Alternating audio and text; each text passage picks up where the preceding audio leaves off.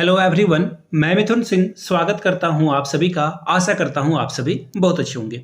Patna high court translator के लिए जो वैकेंसी आई है, जैसा मैंने आप लोगों को प्रॉमिस करा था कि हम लोग सिलेबस के लिए एक अलग से डेडिकेटेड वीडियो बनाएंगे और ये वीडियो फाइनली आ चुकी है। हम लोग इस वीडियो में कंप्लीटली टॉपिक वाइज सिलेबस जो है आपका उसी के बारे में बात करेंगे। लेकिन आगे बढ़े, सिंस आप जो है इंग्लिश ऑनर्स वाले बच्चे हो तो आपसे 3-4 क्वेश्चन मैं पूछूंगा रिलेटेड टू योर सब्जेक्ट।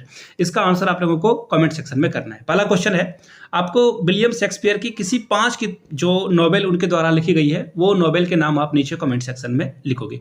दूसरा जो है the God of a small thing, ये बुक किसके द्वारा लिखी गई है? The God of a small thing, ये बुक का नाम मैंने बताया आपको, the God of a small thing. इसके राइटर का नाम या फिर ऑथर का नाम आप जो है नीचे लिखोगे, ठीक है, स्मॉल थिंग। अब तीसरा क्वेश्चन आपके सामने ये रहा, आपको ये बताना है कि सोनेट जो होता है ये कितने लाइंस का जो है सोनेट लिखा जाता है, ये नीचे कमेंट करके आप बताओगे। और आखिरी प्रश्न, चौथा प्रश्न आप लोगों के लिए, फोर्थ वन, आपको ये बताना है कि जो मेटाफर होता है, मेटाफर आप समझ ही रहे होगे, डेफिनेटली आपने पढ़ाई होगा, तो मेटाफर का एक एग्जांपल आप नीचे कमेंट सेक्शन में दोगे, ठीक है। मेटाफर का स्पेलिंग मैंने गड़बड़ कर दी, यहाँ फिर से लिख देता हूँ मेटाफर, ठीक है। तो मेटाफर का जो है एक एग्जाम्पल आप नीचे कमेंट सेक्शन में दोगे। मेटाफर और सिमिली का भी अगर एग्जाम्पल दे दोगे तो दैट्स वेरी गुड। तो चलिए अब मैं आपको सीधे सिलेबस की ओर लेकर चलता हूं और ये देखो सिलेबस ओपन हो चुका है यहाँ पे। और मैं आपको सीधे ना सबसे पहले कुछ डेट्स के बारे में बता दूं, क्योंकि अभी ये ऑनलाइन शुरू ही हुआ है। यहाँ से देख लीजिए, ऑनलाइन 31/5 से शुरू हुआ है, जो कि आप 30 जुलाई तक, सॉरी लास्ट डेट जो है वो 30/6 तक है, यानी कि 30 जून तक आप अप्लाई कर सकते हो और पेमेंट जो है 2 तक आप कर सकते हो, ठीक है। चलिए अब इसमें बिल्कुल भी टाइम वेस्ट नहीं करेंगे और सीधे हम लोग सिलेबस की ओर बढ़ेंगे। ये पीडीएफ आपको टेलीग्राम चैनल पे पहले से ही मिल जाएगा, अगर आप हो वहाँ पे तो डेफिनेटली आप वहाँ से जाकर देख सकते हो। सबसे पहले एग्जाम पैटर्न देख लीजिए, उसके बाद सिलेबस टॉपिक वाइज हम लोग देखेंगे। एग्जाम पैटर्न देखिए, 3 चरणों में 3 टियर में आपका एग्जाम होगा। पहला होगा रिटन टेस्ट, उसके बाद सीबीटी, उसके बाद आपका इंटरव्यू कंडक्ट कराया जाएगा। तो देखिए रिटन टेस्ट पास करोगे तब आप अगले स्टेज में जाओगे। तो पहले रिटन टेस्ट के बारे में देख लेते हैं। जनरल इंग्लिश जो है आपसे ऑब्जेक्टिव टाइप यानी कि एमसीक्यू के फॉर्म में पूछा जाएगा 30 मार्क्स के लिए, ठीक है। क्वालिफाइंग नेचर यहाँ पे दिया है, यहाँ पे फाइनली 80 में जो है आपको 32 लाना है, ठीक है। General Hindi, general awareness and legal knowledge, देखिए थोड़ी बहुत कोर्ट की नॉलेज आपके पास होनी चाहिए। इंग्लिश, हिंदी और जनरल अवेयरनेस के साथ साथ लीगल नॉलेज 80 नंबरों का पूछा जाएगा। टोटल 30 और 20 का वेटेज होगा। 30 होगा इंग्लिश के लिए, 30 होगा हिंदी के लिए और 20 जो होगा जनरल अवेयरनेस और लीगल नॉलेज के बारे में। 80 में आपको एटलीस्ट 32 नंबर लाना है। 45 मिनट का टाइम मिलेगा और आपको ये प्रश्न को सॉल्व कर देना है। टाइमिंग की थोड़ी सी समस्या रहेगी, खैर ऑब्जेक्टिव है और हिंदी इंग्लिश है तो आपको मैथमेटिक्स तो बनाना नहीं है, तो आप आराम से क्वेश्चन पढ़कर जो है इसे आधे मिनट में आंसर कर पाओगे। फिलहाल next 15 minute shall be utilize for the collecting OMR sheet and distributing question paper and answer sheet of a translator. देखिए उसके बाद 15 मिनट आपको समय जो यानी कि 1 घंटा, जो 15 मिनट बचेंगे ना, इसमें आपको क्वेश्चन पेपर वगैरह डिस्ट्रीब्यूट वगैरह किया जाएगा।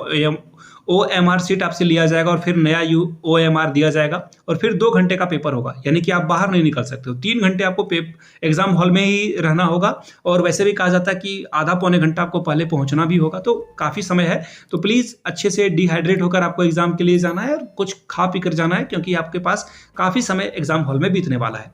ट्रांसलेशन, इंग्लिश से हिंदी में ट्रांसलेट करना है 60 नंबरों के लिए, फिर ट्रांसलेट करना है हिंदी से इंग्लिश में। देखो दोनों वाइस वर्सा, इंग्लिश से हिंदी में, हिंदी से इंग्लिश में 120 जो है मैक्सिमम नंबर है और कम से कम 48 नंबर लाना होगा।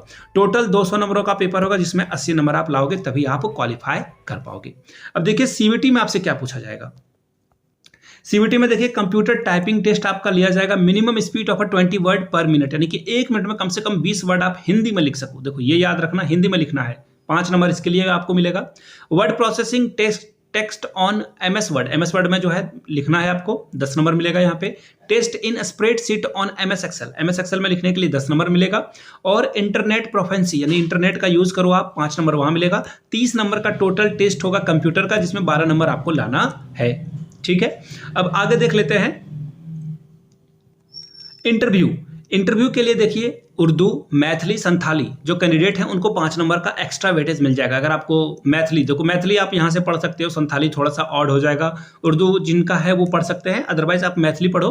टेस्ट आपका लिया जाएगा, 5 नंबर आप मैक्सिमम यहाँ से ला सकते हो।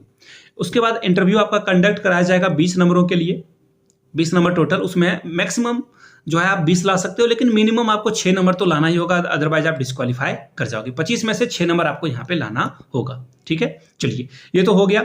अब देखिए रिटन टेस्ट के लिए जो जनरल इंग्लिश है, ये टॉपिक वाइज सिलेबस हम लोग देखेंगे। ग्रामर पहला सेक्शन है, याद रखिएगा ग्रामर जो है ये पहला सेक्शन है। अब देखिए इसमें क्या पढ़ना है, article, tense, active passive voice, direct indirect speech, इसके अलावा प्रपोजिशन, कंजक्शन, नरेशन या फिर डायरेक्ट इनडायरेक्ट तो नरेशन ही हो गया ना।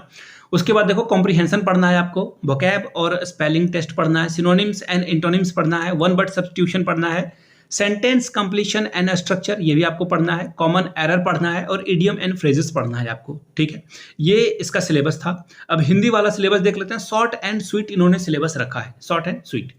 अब देखिए हिंदी में आपको क्या पढ़ना है, व्याकरण में शब्द रूपांतरण, लिंग, वचन, कारक, काल, वाच्य, संधि, समास, उपसर्ग और प्रत्यय, बहुत कुछ है। आप इसे बिल्कुल हल्के में मत लेना, बहुत बड़ा ये एरिया है, इसको अच्छे से पढ़कर जाना है। अपठित गद्यांश, कॉम्प्रिहेंशन हो गया ये आपका, इंग्लिश में इसे बोलेंगे तो। वर्तनी, शुद्ध वर्तनी को भी पढ़ना है आपको। समानार्थी एंड विलोम शब्द, अनेक शब्दों के लिए एक शब्द, और मुहावरे और लोकोक्तियां, ये भी आपको पढ़कर जाना होगा। अब देखिए जनरल अवेयरनेस में ये क्या पूछेंगे, जनरल अवेयरनेस में इंडिया और इसके जो नेबरिंग कंट्री है इसके बारे में आपको पढ़ना है, खास करके इसके हिस्ट्री के बारे में, कल्चर के बारे में, ज्योग्राफी के बारे में पढ़ना है, पॉलिटी के बारे में पढ़ना है, इकोनॉमिक्स और जनरल